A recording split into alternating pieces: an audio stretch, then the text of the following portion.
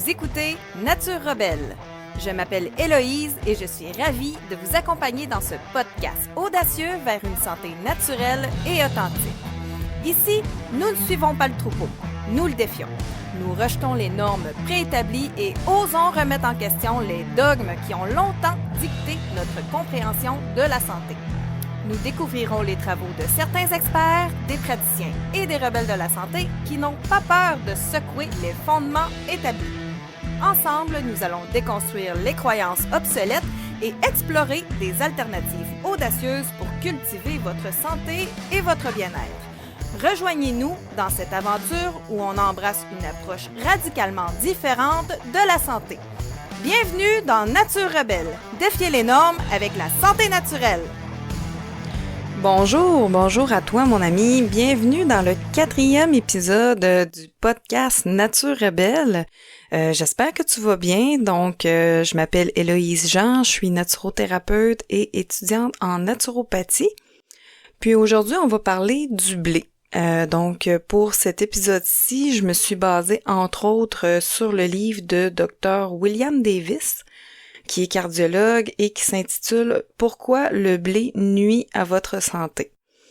C'est un livre qui est très intéressant. J'ai vraiment trouvé qu'il y avait beaucoup d'informations pertinentes là-dedans. Puis je vous le recommande. C'est un livre qui est toujours disponible. En fait, il est sorti en... Je vais vous dire ça. C'est un livre qui date de 2011. Ouais, 2011-2012. Dans ces alentours-là, on dirait que je sais jamais c'est quelle date regarder sur dans le livre, dans le fond, pour savoir c'est quoi la sortie du livre. En tout cas, 2011-2012, dans ces environs-là, puis il est toujours disponible. Pourquoi j'ai décidé de parler du blé aujourd'hui, en fait, c'est que en naturopathie, on entend souvent qu'il faut qu'il faut couper le gluten, le blé, qu'il faut arrêter ça pour de multiples raisons. Puis là, j'avais envie un petit peu de creuser la question parce que dans ce livre-là, il parle de pas mal toutes les raisons en fait là qui font que en naturopathie, souvent on préconise de diminuer, voire éliminer le plus possible les sources de gluten. Et selon l'auteur, ça serait vraiment le blé qui est le pire. On va voir pourquoi. En fait, ce qu'il souligne, c'est que, c'est ça, là, lui, il avait fait le test personnellement d'essayer d'éliminer là, complètement, lui, il est sensible au gluten, qu'il dit. Donc, il avait arrêté sa consommation de gluten, puis à un moment donné, il a essayé de réintégrer certaines choses comme par exemple des blés ancestraux, il a fait des tests et en fait c'est vraiment le blé moderne qui causait vraiment le plus de symptômes là, pour lui, là, que c'était vraiment le plus sévère. Donc voilà, je me suis dit qu'on va brosser un portrait de tout ça. Donc c'est ça, dans le fond là, on va parler spécifiquement du blé, mais dépendamment de votre sensibilité, de l'intensité de vos symptômes, de votre état de santé, de vos caractéristiques personnelles, ça va être, dans le fond, c'est ça, c'est à évaluer pour voir si vraiment est-ce que c'est spécifiquement le blé qui vous cause du tort, si tort il y a, ou si c'est plutôt le gluten de façon générale. Moi, personnellement, pour avoir fait le test, j'ai remarqué personnellement que c'était plus le blé. Moi, je cible vraiment plus le blé. J'essaie de le diminuer, voire l'éliminer le plus possible, là, sans virer folle avec ça. Là. Parce que des fois, quand on mange à l'extérieur, des fois, on n'a pas toujours le contrôle sur ce qui se retrouve dans notre assiette. Donc, tu sais, j'ai pas une très grande sensibilité, mais quand même, là, j'essaie de diminuer le plus possible la consommation de blé. Puis à date, j'ai pas remarqué que je réagissais à d'autres grains, quoique je les ai quand même diminués, mais occasionnellement, je vais encore manger, par exemple, de l'avoine et ce qu'on appelle des semi-céréales, des pseudo-céréales, comme le quinoa et le sarrasin, que je consomme assez régulièrement aussi. Donc, c'est quoi le problème avec le blé? En fait, c'est que dans l'alimentation occidentale, c'est devenu un aliment qui est omniprésent. Alors, on peut dire même qu'il y a une surconsommation de blé. Sa présence, il y en a partout, à peu près dans tout, particulièrement dans les aliments transformés. Et c'est présenté comme un aliment de base sain. Souvent, on entend dire, ah oui, du pain de blé agré entier, c'est présenté comme étant un aliment qui est sain. C'est sûr que souvent, on va retrouver du blé raffiné dans notre alimentation, mais sinon, même si on se dit, ah, moi, je mange bien, j'ai une alimentation saine et je mange toujours des grains entiers. Donc, c'est ça, c'est présenté comme étant quelque chose de sain. C'est ça, du pain qui est riche en fibres et tout et tout. Mais ce qui arrive, c'est que cette surconsommation-là est aussi due en grande partie là, aux recommandations nutritionnelles qui ont été, dans le fond, qui ont encouragé depuis quand même déjà plusieurs décennies, une alimentation qui est riche en glucides et pauvre en matières grasses. Puis ça vient de l'espèce de guerre au gras qui avait été instaurée là par rapport à tout ce qui gravite autour du cholestérol, les maladies du cœur, maladies cardiovasculaires et tout et tout.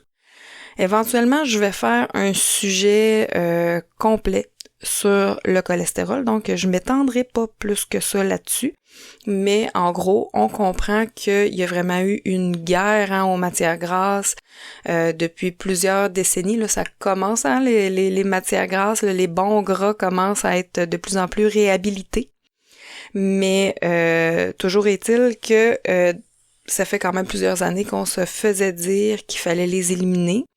Donc, faut bien manger dans la vie, Donc, on s'est rabattu davantage sur les sources de glucides, dont le blé.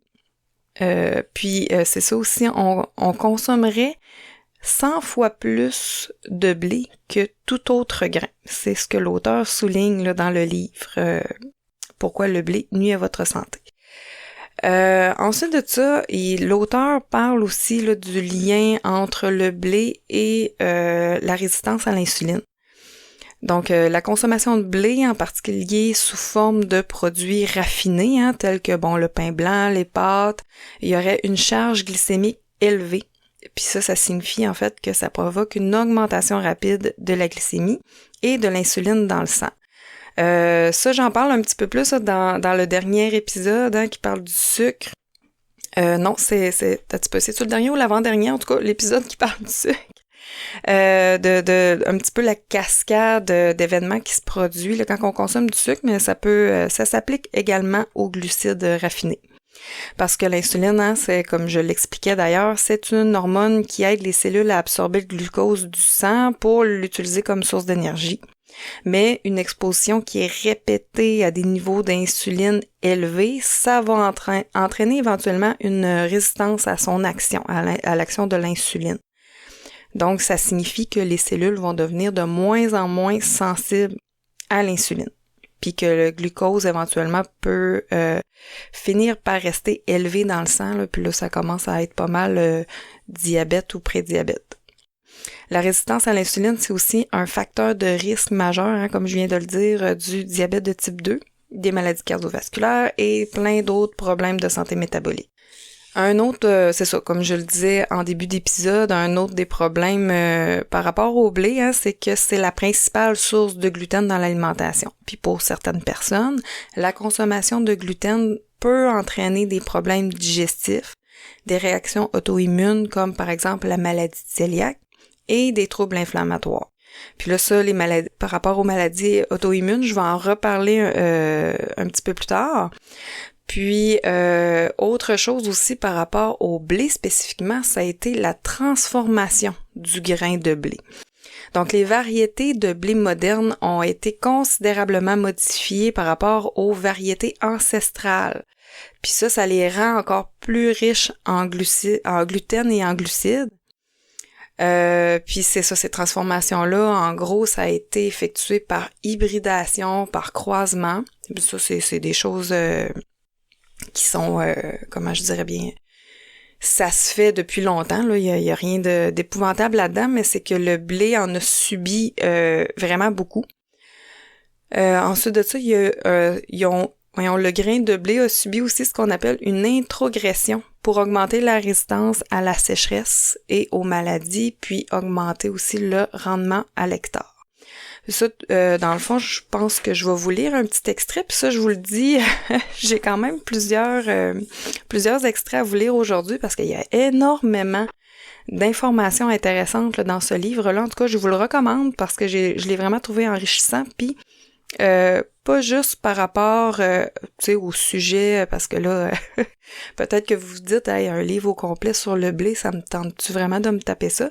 Mais en fait, c'est qu'il parle de vraiment plusieurs choses qui s'appliquent à autre chose. Là, plusieurs aspects de la santé là, qui sont pertinents à connaître de façon générale là, si on s'intéresse à la santé. Donc, c'est ça, je vais vous lire quand même quelques extraits aujourd'hui, puis je me suis retenue pour pas vous en lire plus. Donc, je vais commencer par un premier extrait. Donc, dans cet extrait-là, on va parler, en fait, justement, là, de l'espèce de processus de transformation du grain de blé. Donc, je vais commencer par une partie, c'est un extrait de la page 30. Donc voilà, ça va comme suit. L'essentiel de l'offre mondiale de blé sélectionnée par les humains descend de 2 variétés qui ont été croisées au Centre international d'amélioration du maïs et du blé. Donc l'abréviation, c'est le CIMMYT du Mexique. Fruit d'une collaboration entre la Fondation Rockefeller et le gouvernement du Mexique, le CIMMYT, le CIMIT, on va dire CIMIT, ça va être moins long, a été fondé en 1943 dans le but d'aider ce pays à atteindre l'autosuffisance agricole. Donc là, c'est ça, je vais sauter à un autre petit bout. En fait, il raconte là que c'est ça, là, dans le fond, il y a plusieurs chercheurs qui ont travaillé justement là, pour modifier le grain de blé, tout et tout. Il y en a même un qui a remporté un prix Nobel. Oui, c'est ça. Oui, c'est ça, le prix Nobel.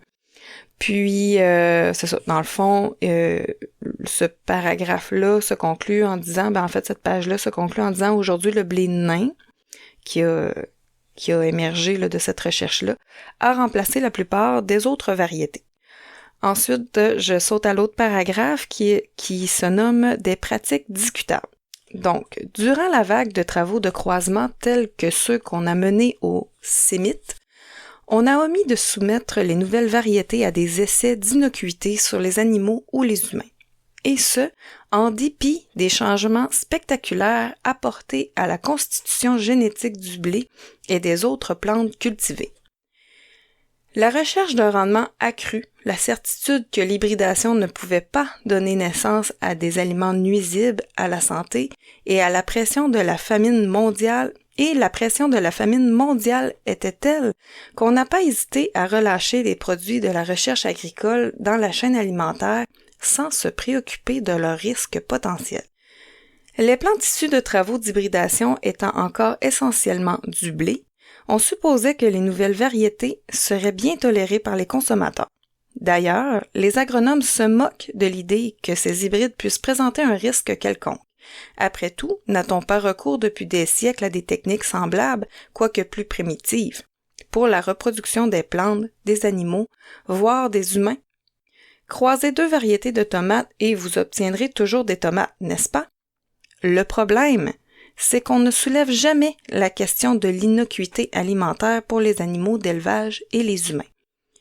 En ce qui concerne le blé, on a présumé que les changements apportés à sa teneur en gluten et à la structure de ce dernier, à ses autres enzymes et protéines ainsi qu'aux caractéristiques qui lui confèrent une susceptibilité ou une résistance aux maladies seraient sans conséquence pour les humains.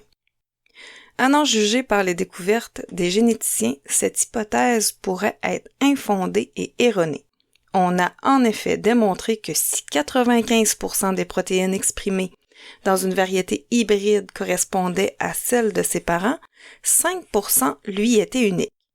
En particulier, l'hybridation entraîne des changements considérables dans la structure du gluten du blé. Lors d'une étude, on a isolé chez les descendants 14 protéines de gluten qui étaient absentes de leurs 2 parents.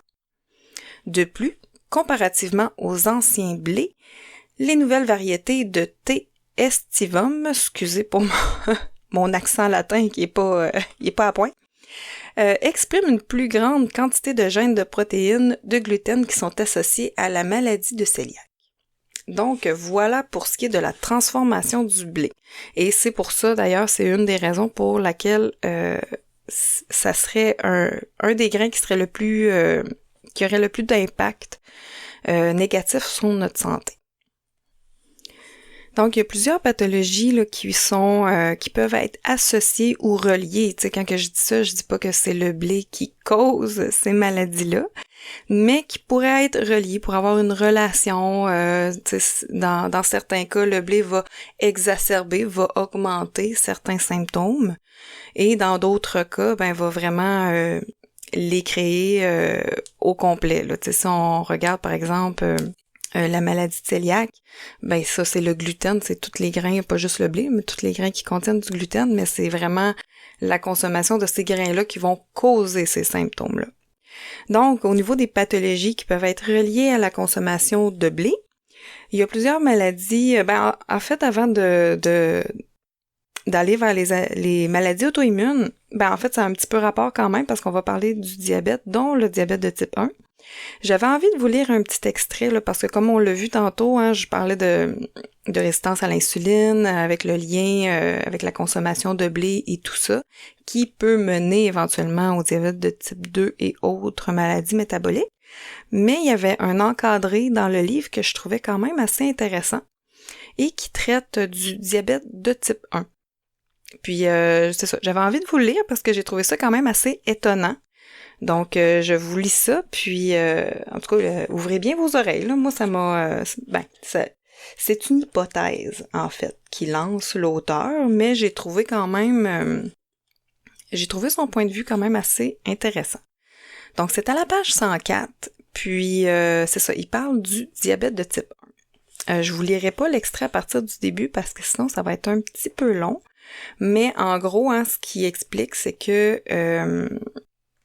c'est ça, dans le fond, le diabète de type 1, les anticorps de l'insuline, les cellules bêta et les autres protéines du soi entraînent une destruction auto-immune du pancréas. Les enfants diabétiques sécrètent également des anticorps qui s'attaquent à d'autres organes. Les résultats d'une étude indiquent que 24% d'entre eux affichent un taux élevé d'anticorps, c'est-à-dire d'anticorps aux protéines du soi, comparativement à seulement 6% chez les enfants n'en souffrant pas. Donc là, après ça, il parle un petit peu là, de l'incidence du diabète de type 2 qui avait augmenté, mais il explique aussi que celle du diabète de type 1 s'accroît également, parce qu'en fait, le diabète de type 2, c'est un diabète qui est quand même relié aux habitudes de vie, étant donné que le diabète de type 1, habituellement, c'est plutôt comme dans l'enfance que ça émerge, c'est une maladie qui est dite auto-immune, c'est pas nécessairement supposé être...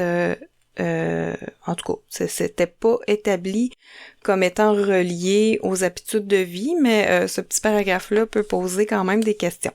Donc, c'est ça, c'est que là, il y aurait... des études qui auraient été faites qui auraient démontré là dans le fond là que c'est des recherches qui avaient été faites de l'année 1978 à 2004 qui démontrent que l'incidence des nouveaux cas diagnostiqués augmentait de 2,7% par année. La hausse la plus rapide s'observant chez les enfants de moins de 4 ans. Selon les registres de santé de 1990 à 1999, une augmentation similaire s'est produite en Europe, en Asie et en Amérique du Sud. Comment expliquer cette hausse? Nos enfants sont certainement exposés à quelque chose qui induit chez eux une réponse immunitaire importante. Certains experts ont émis l'hypothèse que le processus était déclenché par une infection virale. d'autres qu'il s'agirait de facteurs favorisant l'expression des réponses auto-immunes chez les sujets génétiquement prédisposés. Se pourrait-il que ce soit le blé? Il est convenable que les changements génétiques qu'on a fait subir à ce grain depuis 1960, notamment en vue d'obtenir des variétés naines à haut rendement, expliquent la hausse de l'incidence de ce diabète. Son apparition coïncide avec l'augmentation de l'incidence de la maladie de cœliaque et d'autres affections. Chose certaine, il existe un lien très clair entre les deux affections. Les enfants cœliaques sont 10 fois plus susceptibles de faire du diabète de type 1 et ceux qui sont atteints de ce diabète sont 10 à 20 fois plus susceptibles de présenter de... Ok, il y a une erreur de frappe dans le texte, donc je reprends la phrase parce que je pense que c'était un petit peu mêlant. Alors, les enfants cœliaques sont 10 fois plus susceptibles de faire du diabète de type 1 et ceux qui sont atteints de diabète sont 10 à 20 fois plus susceptibles de présenter des anticorps au blé ou de souffrir de maladies de cœliaque. Elles ont donc beaucoup plus en commun que ce que ne laissait supposer le hasard. En outre, la relation intime qu'elles entretiennent se renforce au fil du temps. Si certains enfants diabétiques montrent des signes évitants de maladie cœliaque au moment du diagnostic, ils sont plus nombreux à le faire dans les années subséquentes. La question suivante s'impose d'elle-même. Si on évitait de donner du blé aux enfants dès leur naissance, pourrait-on prévenir le diabète de type 1? Après tout, les résultats d'études menées sur des souris génétiquement prédisposées à ces affections ont montré que la suppression de ce grain avait pour effet de faire passer son incidence de 64 à 15% et de prévenir les lésions intestinales caractéristiques de la maladie de cœliaque. Comme aucune étude semblable n'a été menée chez les nourrissons ou les enfants humains, cette question reste sans réponse. Alors voilà, c'est un extrait, je m'excuse, il était un petit peu long, mais en tout cas, moi j'ai trouvé ça quand même vraiment intéressant, là, le menton m'a tombé.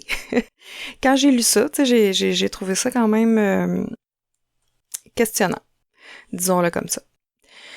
Alors, les autres pathologies qui pourraient être liées là, à la consommation de blé, comme c'est ça, le diabète de type 1, ça fait partie des maladies auto-immunes. Les autres maladies auto-immunes dont on parle, il y a la maladie cœliaque, comme l'extrait en parlait d'ailleurs. Il y aurait la sclérose en plaques qui pourrait avoir un lien également et la polyarthrite rhumatoïde aussi. Il y a d'autres, il y en aurait d'autres en fait. Il y a un autre livre qui est quand même très intéressant si le sujet vous interpelle, si vous pensez qu'il y aurait peut-être quelque chose qui s'applique à vous là-dedans. Je vous conseille le livre de Jacqueline Lagacé. C'est Comment j'ai vaincu la douleur et l'inflammation grâce à l'alimentation. C'est-tu grâce à l'alimentation? L'inflammation chronique par l'alimentation. Donc voilà. C'est ça. Vous pouvez aller voir ce livre-là. Ça donne, elle parle de vraiment plus de pathologies que ça, mais pas seulement reliées au gluten, mais au gluten entre autres. Alors voilà. Sinon, pour expliquer ça, ce phénomène-là qui pourrait générer en fait là, des problèmes de santé, comme les troubles digestifs aussi, là, parce qu'il n'y a pas seulement les maladies auto-immunes. On parle aussi de troubles digestifs, bien sûr. Donc, c'est ça. Il y a des individus qui peuvent présenter une sensibilité au gluten non cœliaque. Puis, ça peut entraîner des symptômes digestifs comme les ballonnements, les gaz, des diarrhées, etc. Et comme je viens de le mentionner avec le livre de Jacqueline Lagacé, il y a des problèmes inflammatoires aussi qui peuvent être provoqués par le gluten et le blé, comme par exemple, c'est ça, des réponses inflammatoires dans l'organisme qui peuvent provoquer des problèmes de santé chronique et des douleurs. Ensuite, je pense que avant de rentrer dans les maladies cardiovasculaires, j'avais envie de vous lire un autre extrait, comme je vous dis. il y a quand même plusieurs extraits qui sont intéressants dans ce livre-là. Et là, c'est parce que j'avais envie de vous parler du lien entre la zonuline et le blé, et en fait le gluten. et les problèmes de santé. Donc, c'est un extrait de la page 79 qui va comme suit. Alors, zonuline, la porte d'entrée du blé dans la circulation sanguine. La gliadine, protéine du blé présente dans tous les produits à base de ce grain, du pain blanc caoutchouteux aux multigrains biologiques de texture grossière, possède cette propriété unique de rendre l'intestin perméable.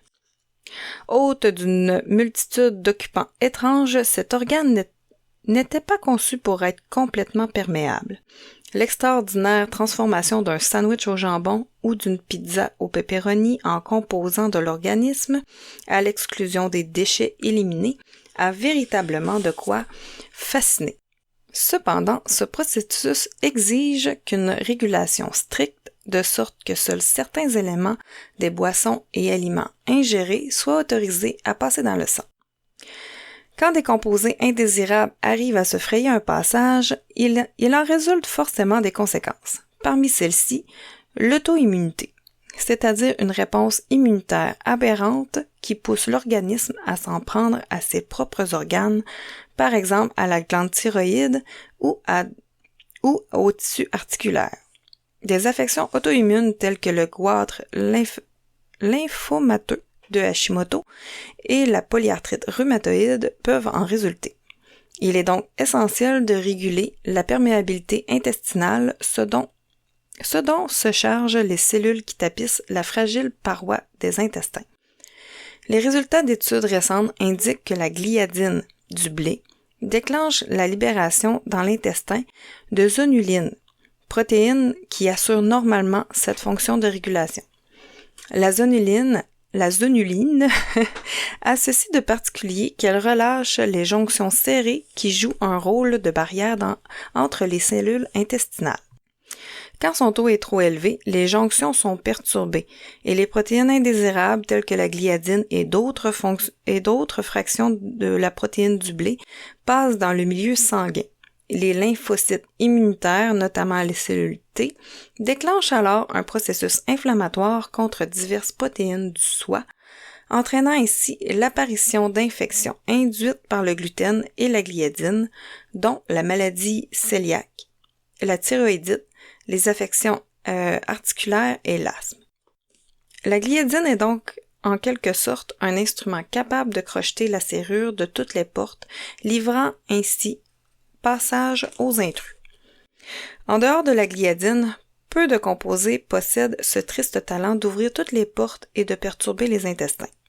En fait, elles partagent cette propriété avec les agents infectieux qui causent le choléra, la dysenterie et déclenchent eux aussi la formation de zonuline. Oui. La différence, bien sûr, c'est qu'on contracte ces maladies en ingérant de l'eau ou des aliments contaminés par les excréments, tandis qu'on contracte les affections provoquées par le blé en consommant des bretzels présentés dans un joli emballage ou un petit gâteau du diable. Donc, je trouvais que ça expliquait bien là, dans cet extrait-là qu'est-ce qu'était la zonuline et quel était son rôle. Donc, ça fait partie d'ailleurs là, des raisons pour lesquelles en naturopathie, souvent, on va préconiser là, de diminuer et d'arrêter là, le plus possible le gluten. Entre autres à cause de la relation avec la zonuline. Donc, ensuite de ça, la surconsommation de blé peut entraîner aussi là en tout cas il y a des relations, il y aurait des relations avec des maladies avec les maladies cardiovasculaires et les niveaux de LDL. Donc le LDL, hein, c'est ce qu'on appelle le mauvais cholestérol entre guillemets. La consommation excessive de blé et d'autres glucides raffinés va contribuer dans le fond au développement des maladies cardiovasculaires. C'est ça, parce que, comme je l'expliquais tantôt, ils vont avoir tendance à... c'est qu'ils ont une charge glycémique qui est élevée. Puis là, ça va provoquer une augmentation de la glycémie et de l'insuline dans le sang. Les niveaux élevés d'insuline vont favoriser la synthèse de cholestérol et la formation de LDL. Donc, les LDL, dans le fond, c'est des lipoprotéines de basse densité qui peuvent s'oxyder puis qui vont souvent justement être appelés mauvais cholestérol. Puis ça, en fait, grosso modo, là, il y a une explication qui est vraiment très, très intéressante dans le livre. Mais c'est ça, dans le fond, c'est quand même assez détaillé comme explication, puis aussi quand même assez long. Et je vais faire, comme je le disais plus tôt, je vais faire un sujet qui va être uniquement sur le cholestérol, et je vais revenir là-dessus parce que je trouvais que c'était un des livres que j'ai trouvé où ce qui expliquait quand même le mieux le processus qui se passait dans le corps par rapport à ça. Mais c'est ça, pour faire une histoire courte, c'est que c'est relié à l'excès de triglycérides dans le sang qui va par une cascade dans le fond, par une cascade d'événements là, dans le corps, va provoquer là, une augmentation du mauvais cholestérol et qui peut entraîner éventuellement le dépôt des plaques d'athérosclérose. Voilà. Et l'athérosclérose, dans le fond, c'est un processus dans lequel les plaques de cholestérol vont s'accumuler dans les artères, puis qui va augmenter le risque de maladies cardiovasculaires. Alors, la consommation de blé peut aussi avoir une relation avec certaines affections neurologiques. Comme je l'ai expliqué tantôt, c'est pas nécessairement qui va causer l'affection neurologique, mais c'est qui peut soit entretenir le problème ou l'augmenter, exacerber les symptômes. Il y a certaines recherches qui suggèrent que la consommation de gluten peut être associée à des affections neurologiques comme par exemple la maladie de Parkinson, la sclérose en plaques, comme je l'ai dit tout à l'heure, et la démence. C'est ça, les mécanismes de ça sont pas encore entièrement compris, mais on suppose que l'inflammation chronique qui est déclenchée par le gluten peut contribuer à la neurodégénérescence et à d'autres problèmes neurologiques. En lien aussi avec les problèmes et les effets neurologiques, j'avais envie de vous parler aussi d'une autre petite chose qui est soulignée par l'auteur, et c'est la dépendance. La dépendance au blé et aux produits, c'est ça, au blé plus spécifiquement, là, les autres, ils parlent pas vraiment des autres grains qui contiennent du gluten. Je pense qu'ils parlaient plus particulièrement du blé. Et ils parlent aussi d'une substance qu'on appelle des exorphines, qui, dans le fond, qui seraient sécrétées par le corps suite à la consommation de blé. Et là, je vais vous lire encore un petit extrait. Je pense que c'est pas mal le dernier que je vous suggère, je crois, aujourd'hui. Alors, c'est ça. Dans le fond, c'est que ça parle des exorphines, mais si ma mémoire est bonne, il est pas trop long, cet extrait-là. J'espère que ça vous assomme pas trop quand je vous fais la lecture. En tout cas, moi, j'aime bien les livres audio, donc c'est pour ça que des fois, je mets un petit extrait. J'aime ça, j'aime bien me faire faire la lecture, alors voilà. Donc, dans l'extrait, dans le fond, l'auteur parle des exorphines et le lien entre le blé et le cerveau. Donc, il parle d'une chercheure du NIH qui a soumis le gluten à un processus digestif semblable à celui qui se produit dans l'organisme à la suite de l'ingestion de pain ou d'autres produits de blé. Exposé à la pepsine, une enzyme de l'estomac, et à l'acide chlorhydrique, le gluten se dégrade en divers polypeptides. Donc, ensuite de ça, une fois dans le cerveau, les polypeptides du blé se lient aux récepteurs de la morphine, autrement dit, les opiacés. Christine Dioudroux et ses collègues ont qualifié ces polypeptides d'exorphines, abréviation de composés exogènes apparentés à la morphine, les distinguant ainsi des endorphines, c'est les composés endogènes qui sont produits par l'organisme et qui sont produits par l'organisme, apparentés à la morphine qui provoque entre autres l'euphorie des coureurs.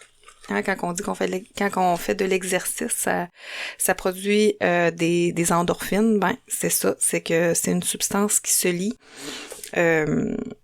au récepteur des opiacés.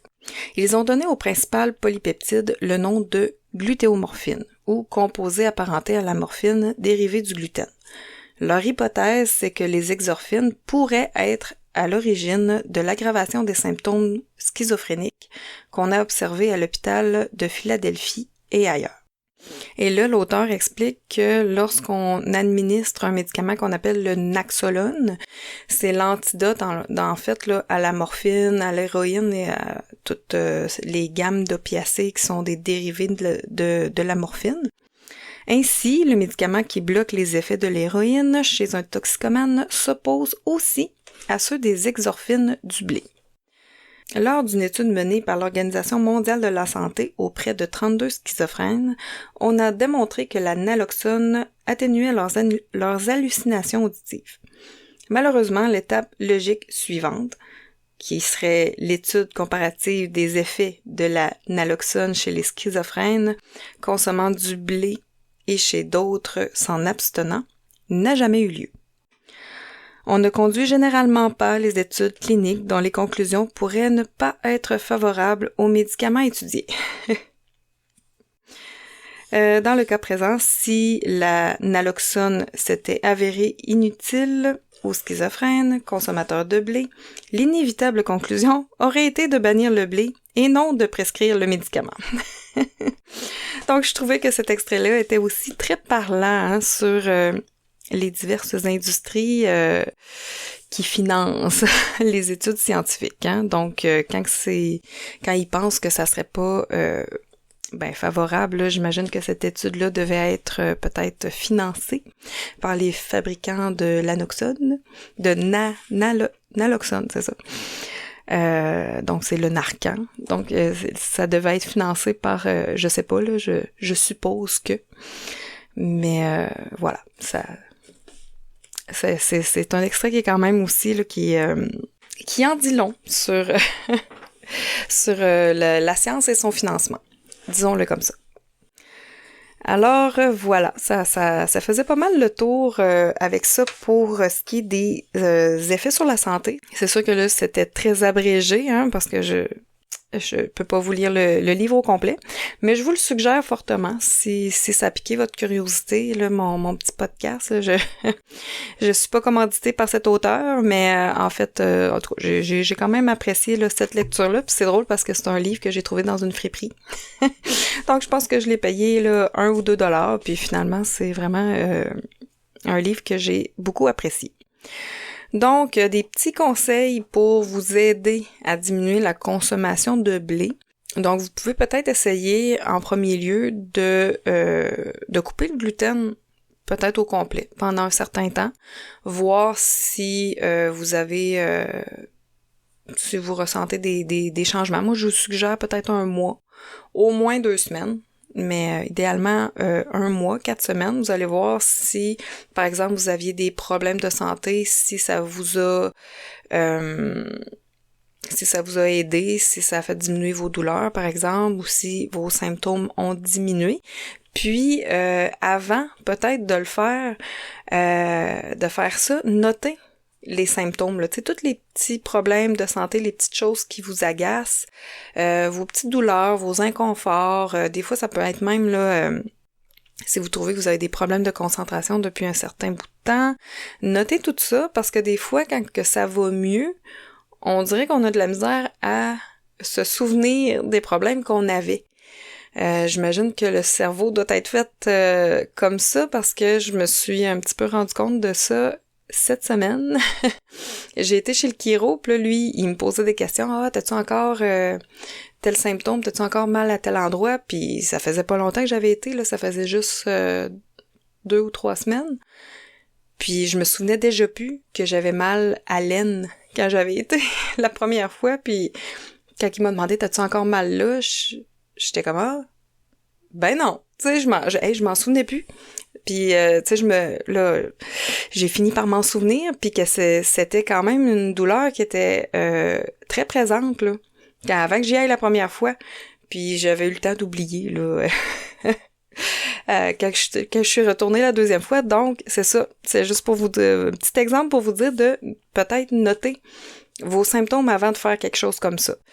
Donc c'est ça, je vous suggère de peut-être essayer de couper le gluten au complet. Puis ensuite de ça, peut-être regarder tranquillement réintégrer des choses pour voir si ces aliments-là vous provoquent des symptômes. Puis si tout va bien, là, si par exemple vous recommencez à manger du gluten, là, de l'orge par exemple, là, vous mangez une soupe au barlé, puis tu sais, regardez voir si ça génère les symptômes que vous aviez notés. Puis ensuite de ça, ben moi je garderais le blé en dernier, hein, de reconsommer, faire le test là, de reconsommer peut-être quelque chose qui contient du blé et de voir la réaction que vous allez avoir suite à ça. Puis peut-être que la réaction ça sera pas dès la première consommation, peut-être que ça va être à la longue. En tout cas, moi, c'est comme ça, là. C'est pas si je mange une fois du blé, ça fait rien. Mais si j'en mange, comme par exemple dans le temps des fêtes, j'essaie de réduire de façon générale. Mais dans le temps des fêtes, ben, tu sais, c'est Noël, il y a des desserts, du cipote.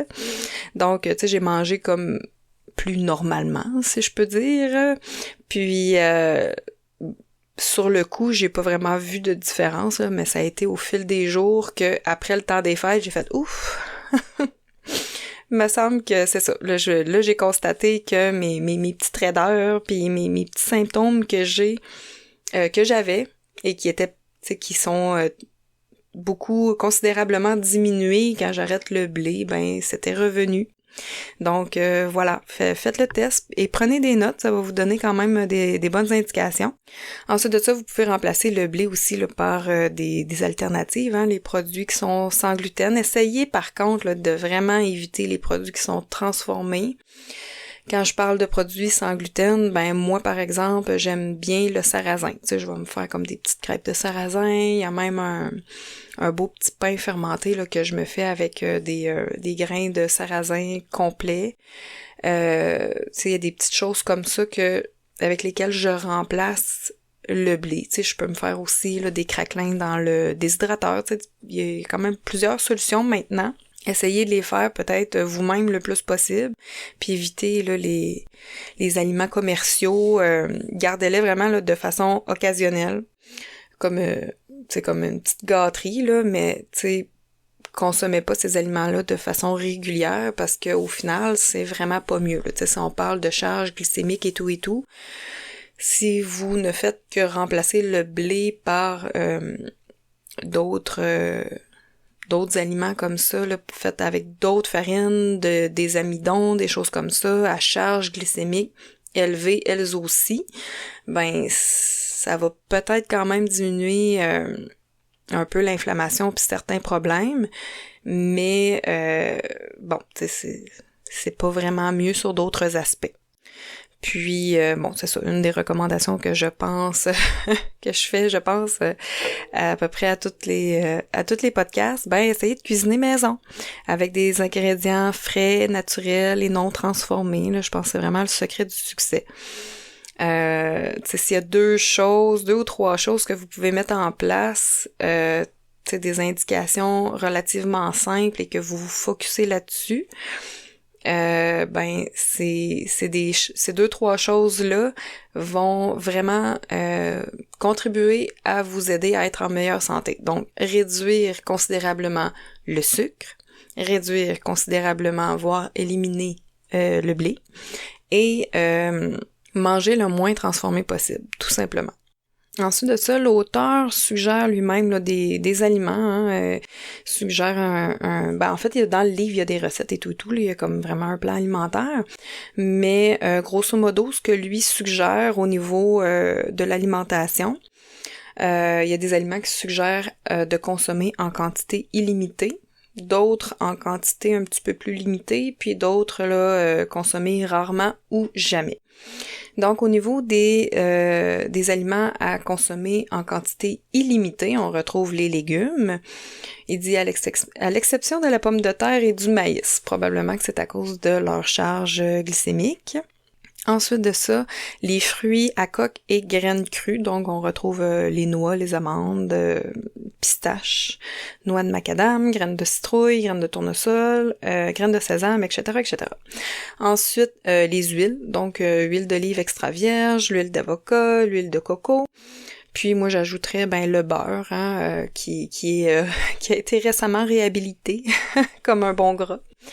Donc, voilà. Ensuite de ça, j'en oublie-tu? Il y a le gras de canard aussi, là, qui est quand même intéressant. Ensuite de ça, il suggère les viandes et œufs aussi à consommer en quantité illimitée. Donc, poulet, dinde, porc, bœuf, bison, autruche. Et il souligne aussi là, de préférence biologique provenant d'animaux élevés en liberté. Et j'ajouterais nourris à l'herbe. Pour ceux qui mangent de l'herbe, là, comme par exemple le bœuf, là, son alimentation naturelle, c'est de l'herbe, du fourrage.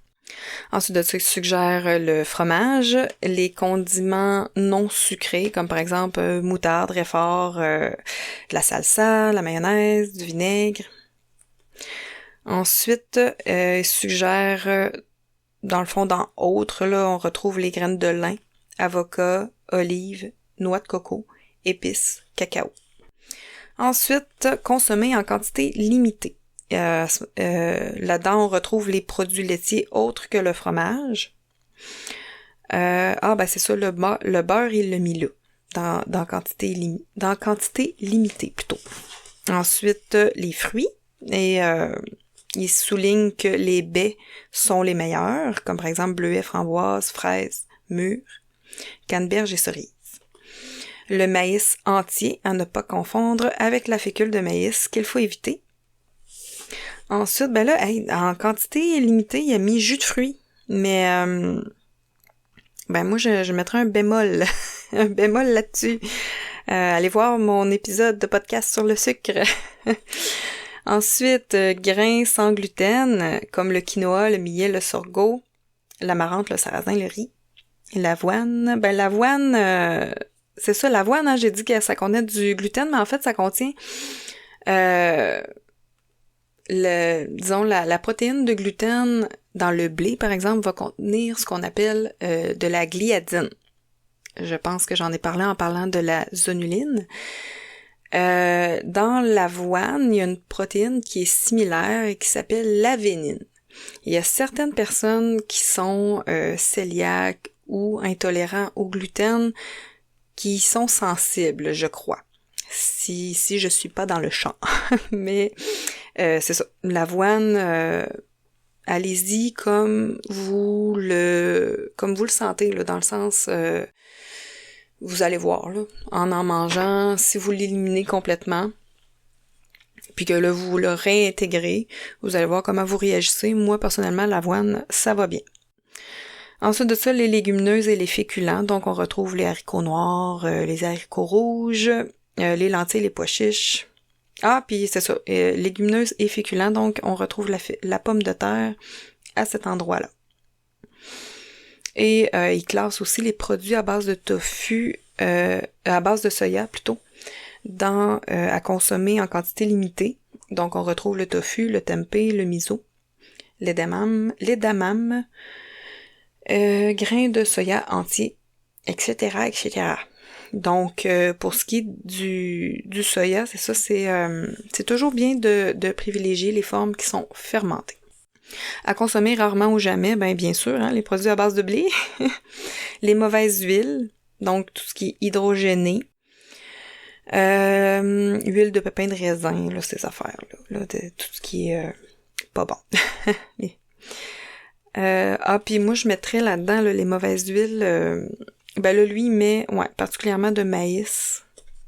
Les polyinsaturés, particulièrement de maïs, de cartame, pépins de raisin. Puis moi, j'ajouterais aussi de tournesol qui est très, très riche en oméga 6. J'y reviendrai je vais probablement faire aussi un podcast, un épisode sur le déséquilibre entre les oméga 6 et les oméga 3. Les fruits séchés à consommer rarement ou jamais, probablement parce que c'est très très sucré. Ça, moi, je mettrais ça plutôt personnellement en quantité limitée. Mais c'est ça, tout dépend peut-être de votre état de santé aussi. Les sucreries, hein, bien sûr, et édulcorants à haute teneur en fructose. Je suis tout à fait d'accord avec ça. Alors voilà, ça met fin à l'épisode sur le blé. Je te remercie d'avoir été là. J'espère que ça a répondu à certaines de tes questions si tu fais partie des personnes qui se demandaient pourquoi souvent les naturopathes et les naturothérapeutes suggèrent fortement de réduire le blé et le gluten. Donc, j'ai essayé de résumer ça le plus possible. Si tu as envie d'en savoir davantage sur le sujet, je te suggère le livre du Dr. William Davis, Pourquoi le blé nuit à votre santé. En tout cas, moi, j'ai trouvé très intéressant. Il se lit bien, puis il y a quand même une petite touche d'humour aussi là, de la part de l'auteur dans le livre qui fait que c'est quand même assez léger à lire, malgré que des fois il y a des passages un petit peu plus théoriques ou un petit peu plus techniques, si je peux dire.